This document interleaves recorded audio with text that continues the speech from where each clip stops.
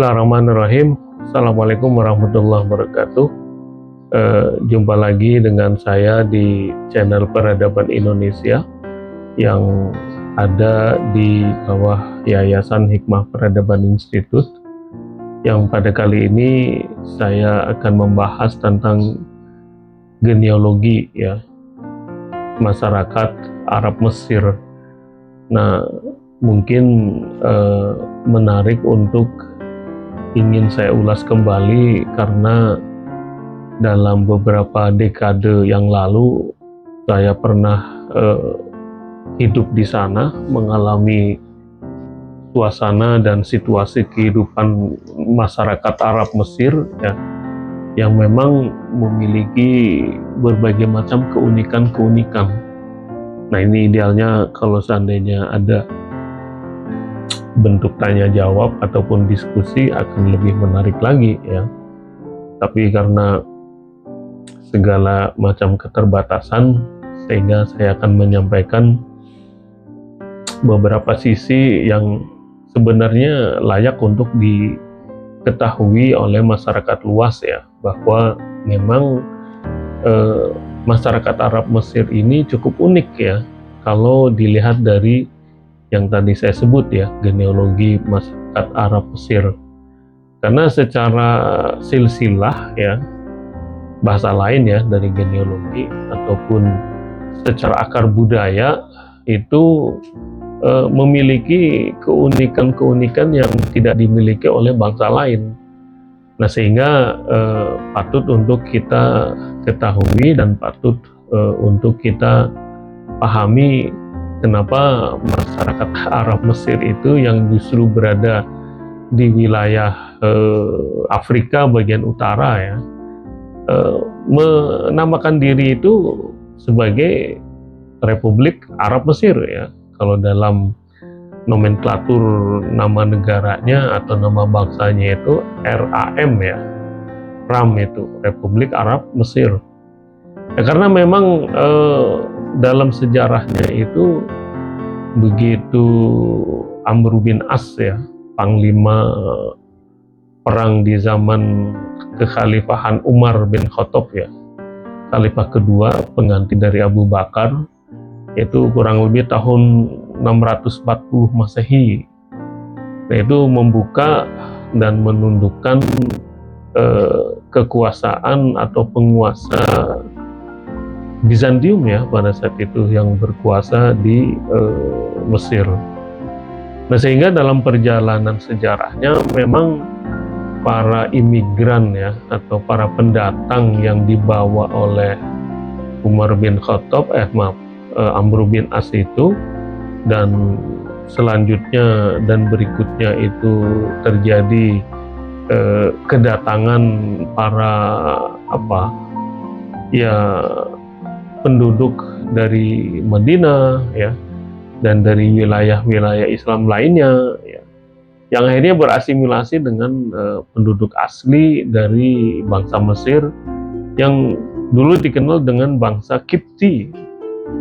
Maka kalau dalam nomenklatur bahasa asingnya itu, baik itu berbahasa Inggris ya, Egypt ya, atau dalam bahasa Perancisnya juga sama, Egypt ya. Nah, itu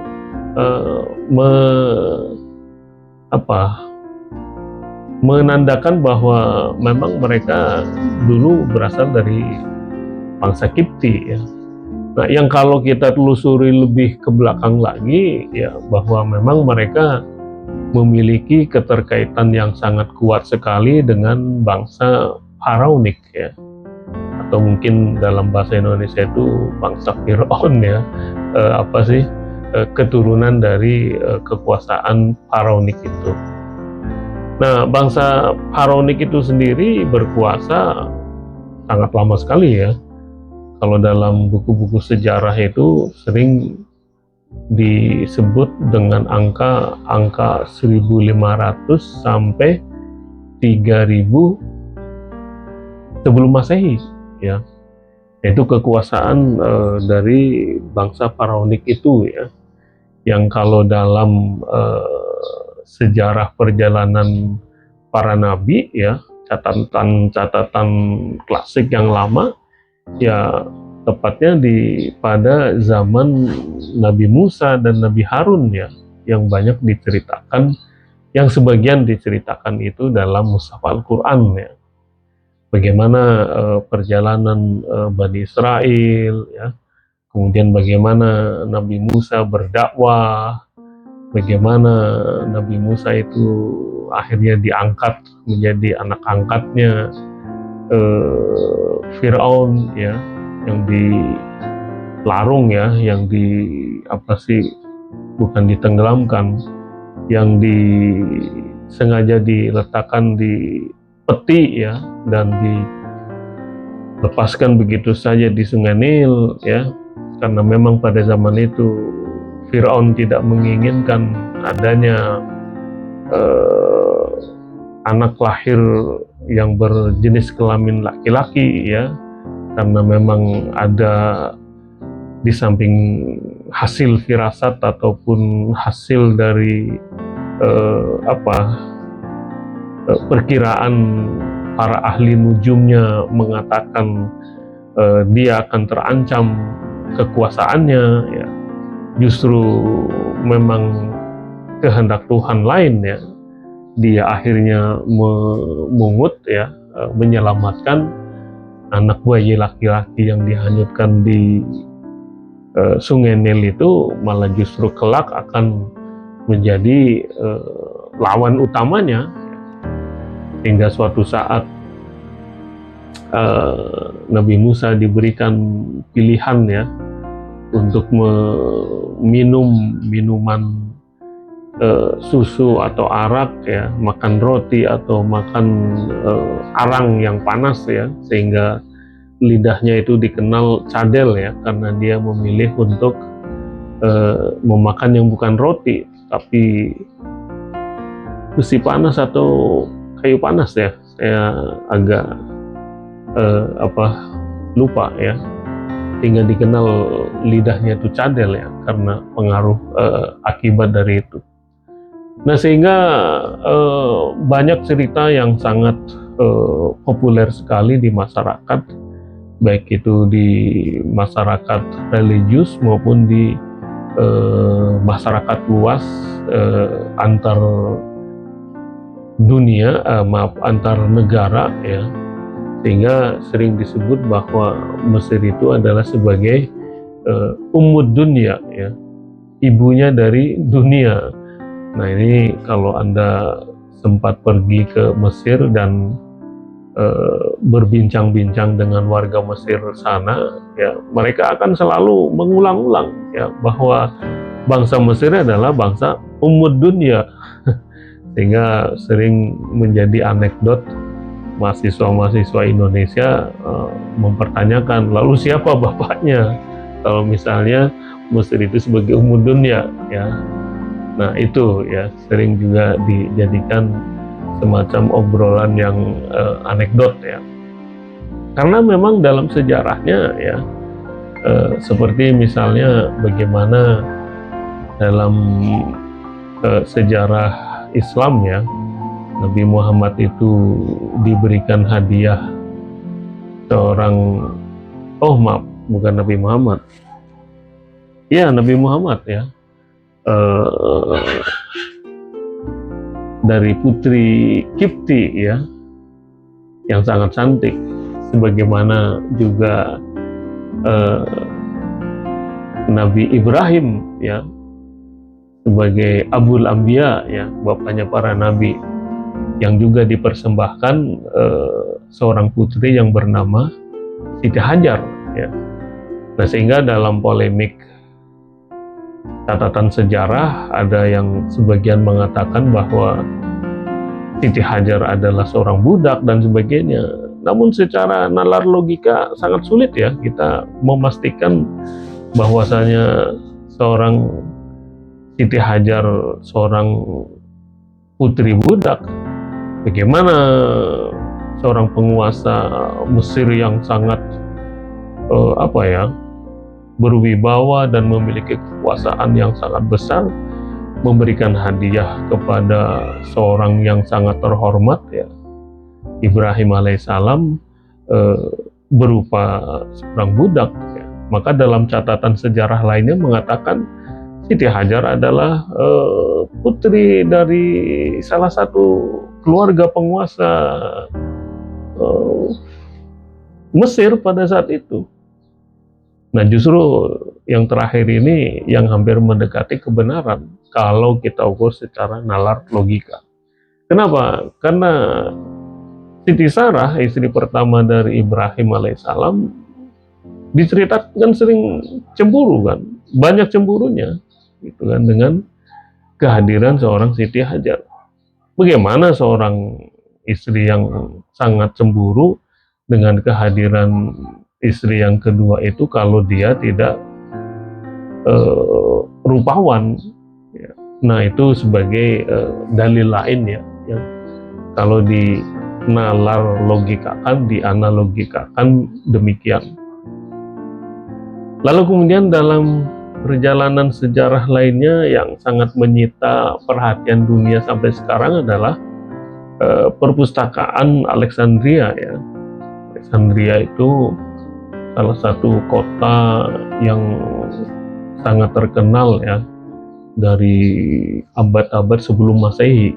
Ditulis dalam perjalanan sejarah itu pada abad ke-3 sebelum Masehi ya.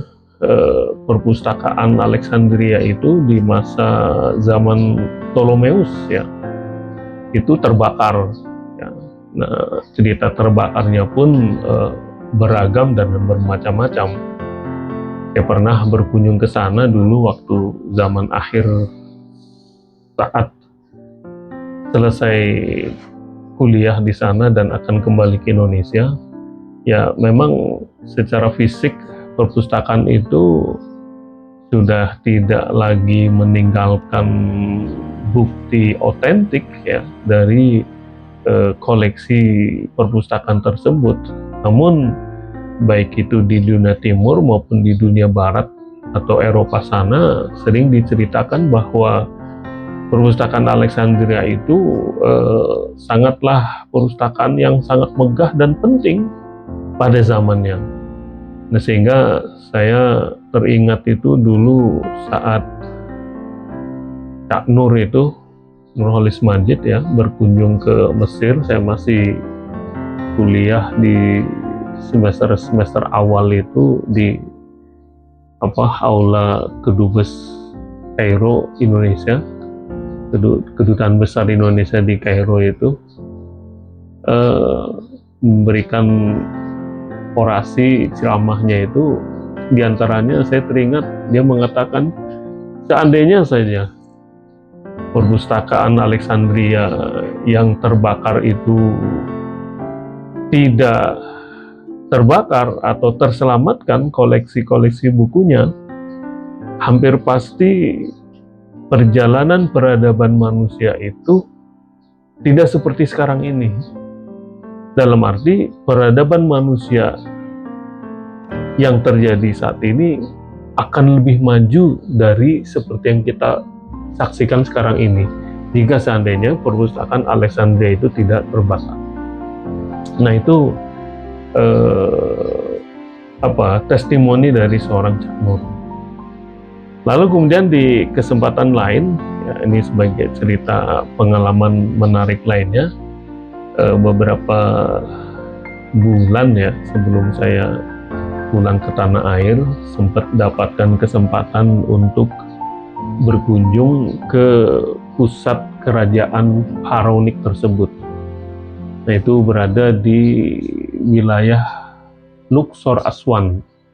Jadi kalau menaiki kereta itu, saya antara ingat dan tidak, itu memang cukup lama ya.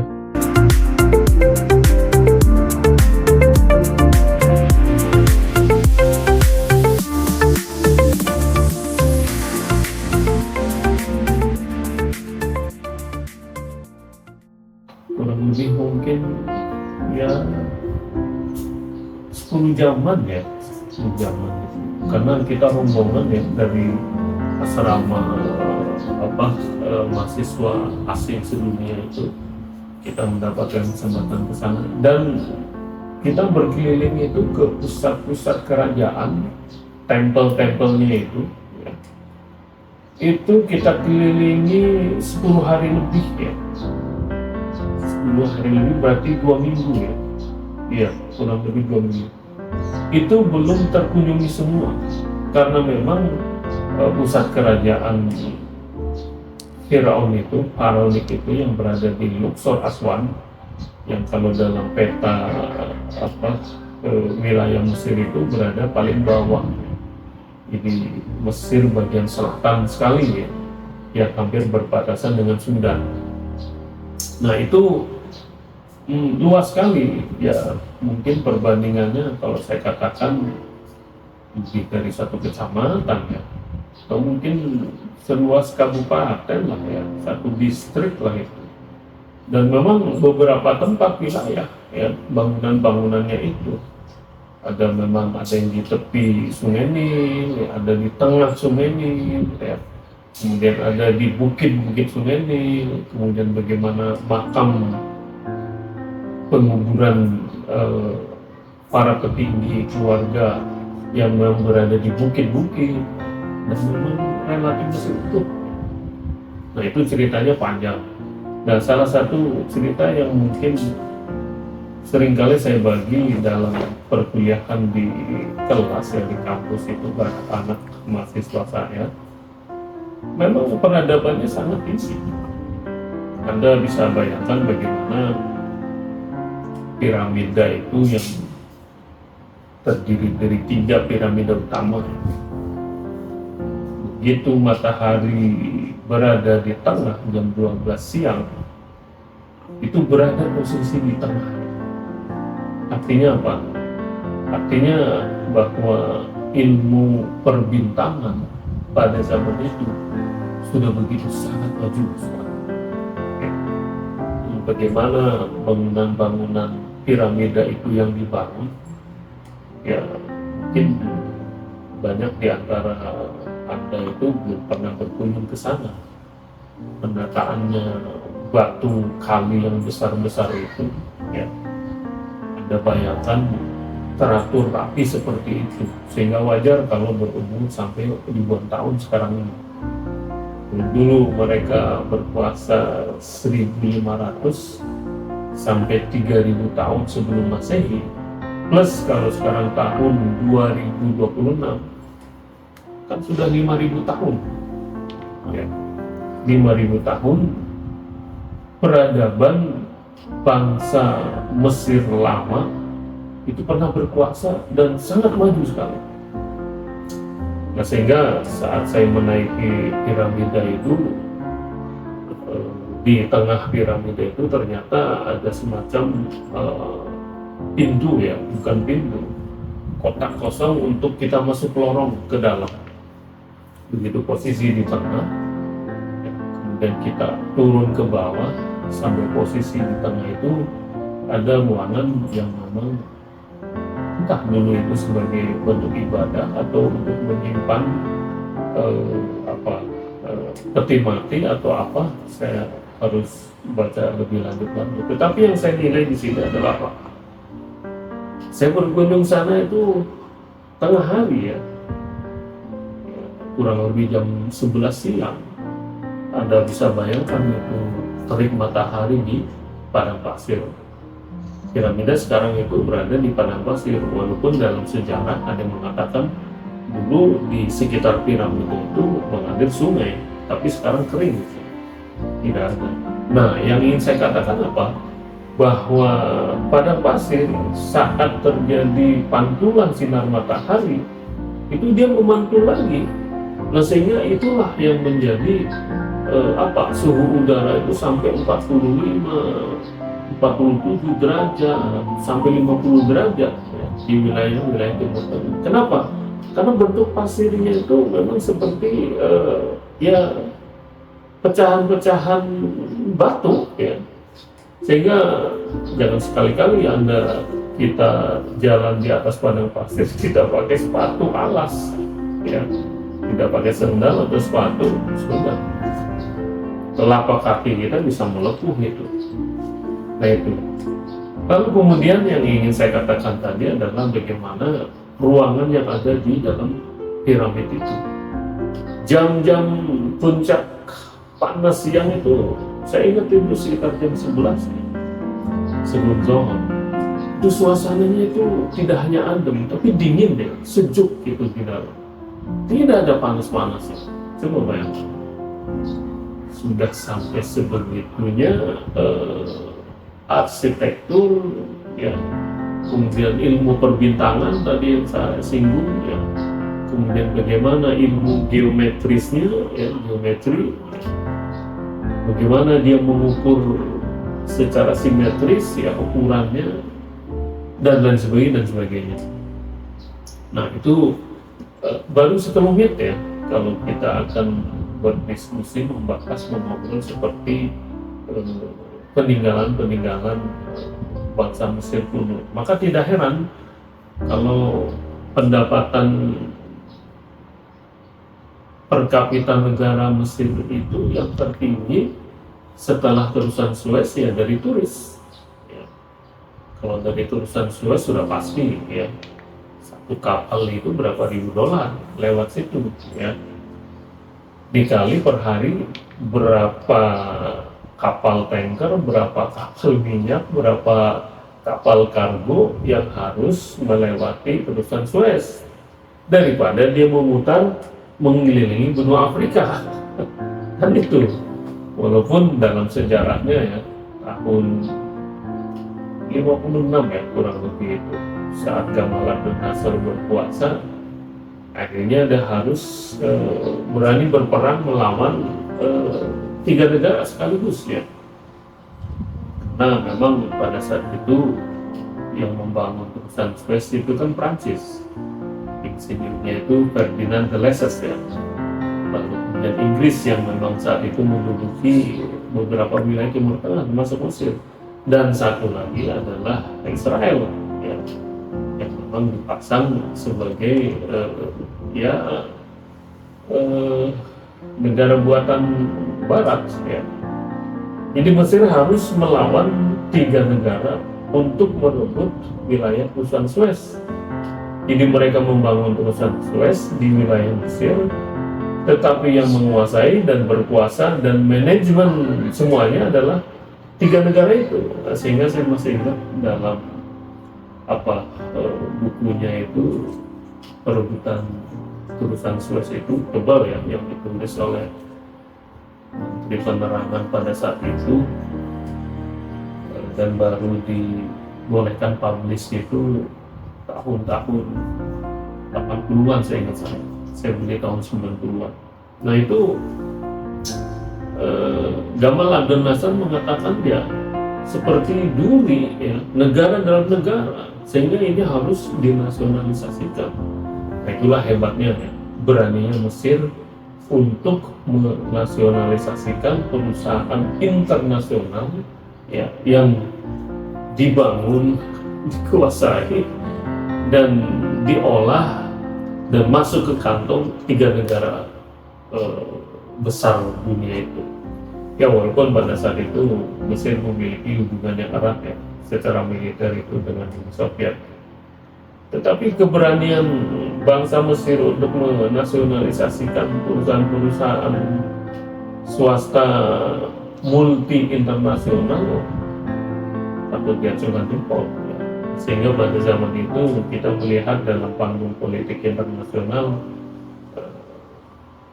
Presiden Soekarno, Gamal Abdel Nasser itu ya, dari Yugoslavia ya, Nehru ya, sangat erat sekali ya untuk berhadapan dengan kekuatan kolonialisme. Nah kembali pada beberapa bukti fisik ya, bangunan dari Pharaonic tersebut. Saya masih ingat itu di Luxor Aswan itu tiang-tiang bangunannya itu masih utuh sampai sekarang. Anda bisa mengecek itu bagaimana pusat kerajaan Firaun itu. Saya masih ada foto-fotonya. Pancang bangunannya itu hampir mirip sama seperti tiang-tiang yang sekarang kita lihat itu dari tiang pancang flyover. Nah, jadi saya sempat sempat tergugah, jangan-jangan ini para insinyur yang membangun flyover ataupun bangunan pencakar langit terobsesi dari bangunan bangsa Mesir kuno lama, karena memang masih utuh ya. Anda kalau masih penasaran bisa menjelajahi, bisa berwisata ke sana ya. So Aswan itu penuh dengan turis-turis dari penjuru dunia ya. Saya sempat ke sana itu hampir 2 minggu mengunjunginya, itu belum selesai, sampai kaki pegel capek ya. Karena kunjungan itu begitu luas deh dan begitu beragam.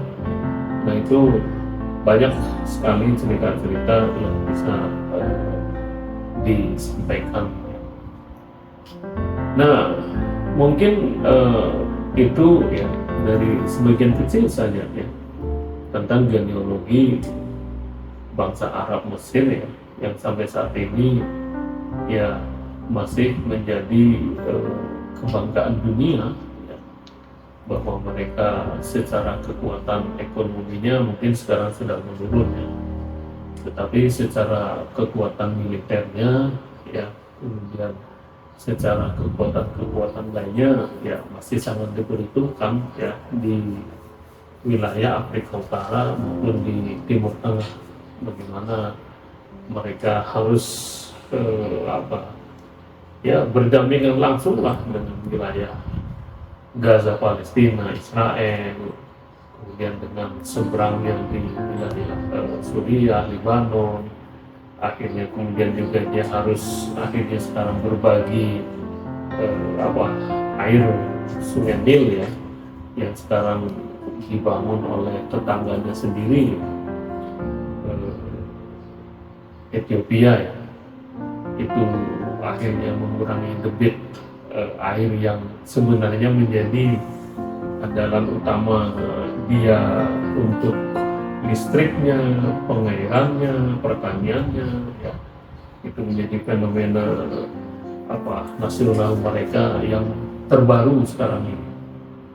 Lalu bagaimana dia harus menandatangani perdamaian Camp David ya pada saat itu antara Al-Assad dengan Yitzhak Shamir ya, yang akhirnya kedua-duanya terbunuh ya, ditembak oleh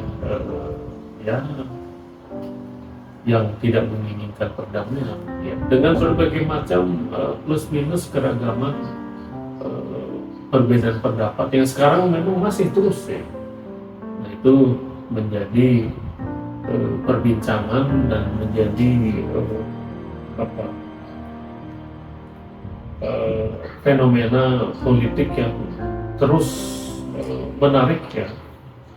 Salah satu ungkapan yang mungkin patut kita pertimbangkan ya, salah satunya kalau Anda mau nyimak salah satu pakar internasional ya dari Cina itu, Prof. Lizia ya. Salah satunya ya karena kenapa zaman Islam berkuasa itu membangun Masjidil Aqsa ya, di atas sisa-sisa bangunan kuil bangsa Bani Israel itu ya. Sehingga itu masih menjadi misteri besar ya, kok kenapa sampai itu terjadi. Nah sehingga sampai sekarang ya masih berlanjut terus ya, bagaimana bangsa Israel itu mengklaim dirinya ingin menguasai dan saya rasa itu ya, dan mudah-mudahan ini menjadi ya cerita ataupun wawasan yang bisa menambah wawasan kita. Dan terima kasih. Assalamualaikum warahmatullahi wabarakatuh.